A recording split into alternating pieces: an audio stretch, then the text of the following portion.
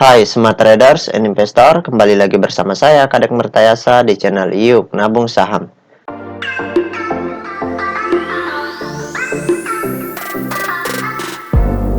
Nah, di episode kali ini kita akan membahas dua perusahaan yang direquest oleh Reza Pahlevi. Kode perusahaan yang pertama yaitu Mesin, MSIN. Nama perusahaannya yaitu PT MNC Studio International Tbk. Kemudian kode perusahaan yang kedua yaitu Roni.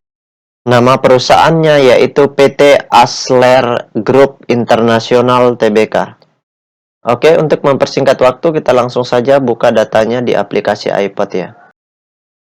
Jika Anda menyukai konten-konten kami mengundang Anda untuk mengklik tombol like dan subscribe agar Anda mendapatkan video terbaru kami setiap minggunya. Nah, kita langsung saja ganti di sini kodenya mesin ya, MSIN, MSIN. Kemudian time frame-nya oke, kita sudah cocok ya. Kemudian kita langsung enter.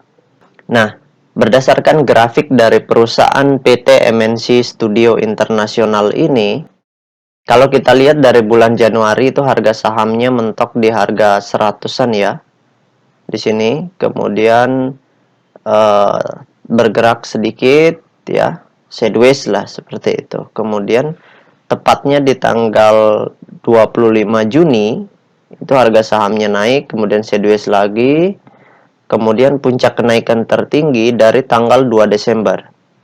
Jadi dari tanggal 2 Desember itu harga sahamnya naik sampai ke puncak tertinggi di Rp2.610 sini ya. Seperti itu. Nah, jadi kalau yang beli di bawah ini di harga 400-an itu cuan banyak di sini ya. Oke, sekarang kita lihat dulu apa yang dilakukan oleh investor besarnya selama kenaikan tinggi ini. Mereka memborong berapa banyak sih? Kemudian seperti itu. Kemudian setelah mereka memborong, apakah di sini mereka sudah jualan atau belum? Kita lihat dulu. Oke, kita buka dulu data broker summary-nya. Nah, kita klik di sini Broksum ya. Oke. Kita ganti kodenya mesin MSIN. Kemudian di sini kita mulai dari tanggal 2 Desember 02 ya. 02 12 2021 sampai tanggal tanggal 4 ya, 04. Karena hari ini datanya belum selesai keluar ya, masih ditutup. Oke, kita klik show. Nah, berdasarkan data broker summary-nya ya, kalau kita hitung total lot yang dibeli dengan total lot yang dijual secara keseluruhan selama periode ini, kenaikan ini ya, itu kita dapat simpulkan kalau kita hitung dengan menggunakan tools tambahan yang saya gunakan yaitu Detektor, maka kesimpulannya itu adalah massive accumulation. Jadi selama investor besarnya mulai memborong di sini ya, atau hajar kanan, itu mereka melakukan pembelian dalam jumlah yang cukup besar.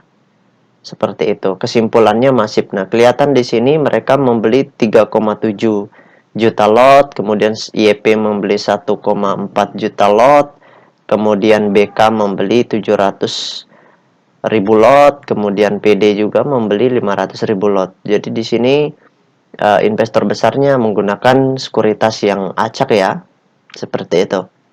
Mereka membeli, kemudian retail juga tentunya pasti ikut-ikutan di sini.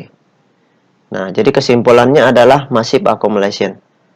Nah, sekarang kita ingin lihat kepemilikan investor besarnya.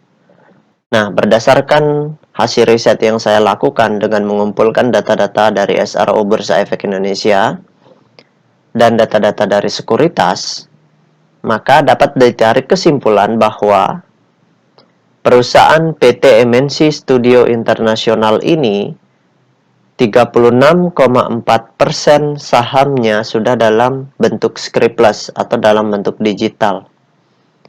Nah, sudah dicetak dalam bentuk digital. Jadi porsi yang dicetak dalam bentuk digital itu tidak terlalu besar ya, tidak melebihi 50%. Itu artinya potensi atau masa depan dari perusahaan ini masih diperhatikan betul oleh pemiliknya, oleh pendirinya, seperti itu. Ini masuk grup MNC ya, perusahaan konglomerasi dari grup Haretano. Nah, kemudian kepemilikan investor besarnya setelah dicetak sebesar 36,4% saham digital itu, mereka memiliki 56,5% atau menambah 12,2% selama periode ini. Ya. Itu artinya investor besarnya memang sedang masif akumulasi. Mereka memang sedang betul-betul akumulasi di sini. Nah, kemudian kepemilikan investor retail di perusahaan PT MNC Studio Internasional ini sangat kecil, yaitu sebesar 7,9%. Seperti itu. Jadi ini potensinya masih sangat bagus sekali, karena kepemilikan investor besarnya cukup besar, kemudian kepemilikan retailnya sedikit. Makanya di sini markup-nya gampang nih. Tapi lumayan besar juga kalau investor besarnya di sini menambah kepemilikan 12%. Ini besar sekali. Jadi berarti mereka punya kepentingan untuk harga sahamnya lebih tinggi lagi. Nah, belum lagi di sini di tanggal ini mereka belum jualan. Seperti itu. Jadi potensinya masih naik itu masih sangat besar lagi. Tetapi kita harus tetap memperhatikan data transaksinya. Ketika investor besarnya distribusi di sini, ya, besok-besok misalkan mulai distribusi, nah di situ kita mulai mempertimbangkan untuk menjual bagi yang sudah punya barangnya ya. Nah, sekarang kita masuk ke perusahaan yang kedua. Kode sahamnya Roni. Oke, kita enter.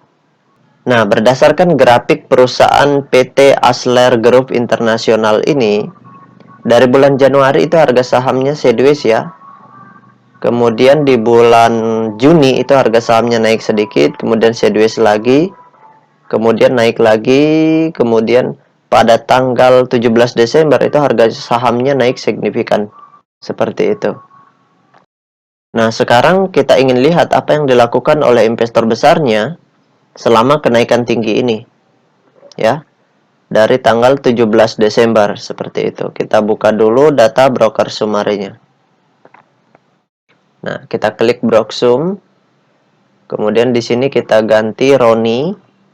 Roni, ini seperti nama orang ya. Kemudian kita klik di sini 17 Desember ya tadi ya. Oke, 17 Desember. Kemudian 2021. Kemudian di sini juga kita ambil dari data ini. 22 Desember. 22 kos 12 ya. Kemudian 2021. Oke, kita show. Nah, berdasarkan data broker sumarinya, kalau kita hitung total lot yang dibeli dengan total lot yang dijual secara keseluruhan dengan menggunakan tools tambahan yaitu Detektor, maka dapat disimpulkan bahwa dari tanggal 17 Desember sampai tanggal 22 Desember, investor besarnya itu melakukan big distribution. Jadi harganya naik, ya. Tetapi investor besarnya distribusi di sini, ya, lucu ya. Mereka markup, kemudian sore-sore mereka jualan, markup lagi jualan, markup lagi jualan. Tapi jualannya harganya ditahan. Hebat ya.